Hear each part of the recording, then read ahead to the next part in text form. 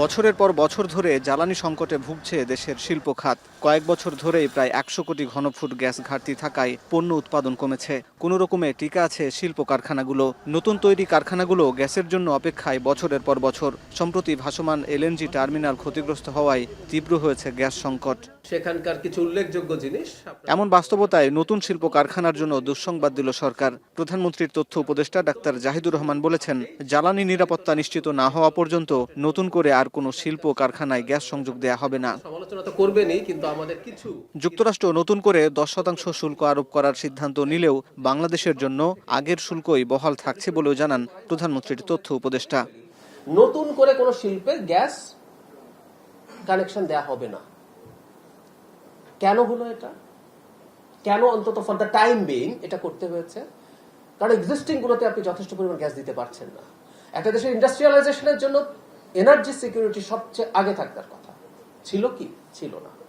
দেশের গ্যাস তোলার চেষ্টা করা হয় নাই।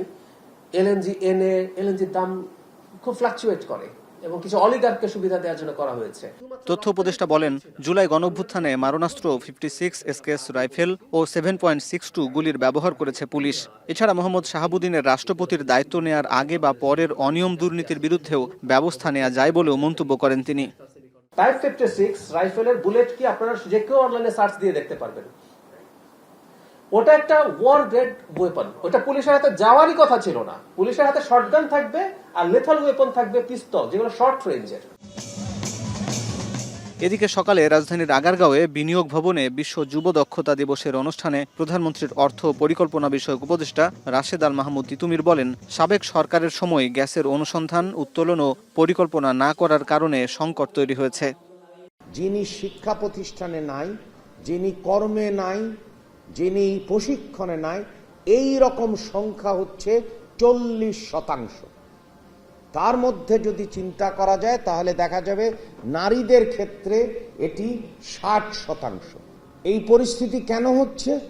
কারণ যে আমাদের যে শিক্ষা ব্যবস্থা, সেই শিক্ষা ব্যবস্থাকে মেরুদণ্ড না রেখে ভেঙে গুড়িয়ে দেওয়া হয়েছে।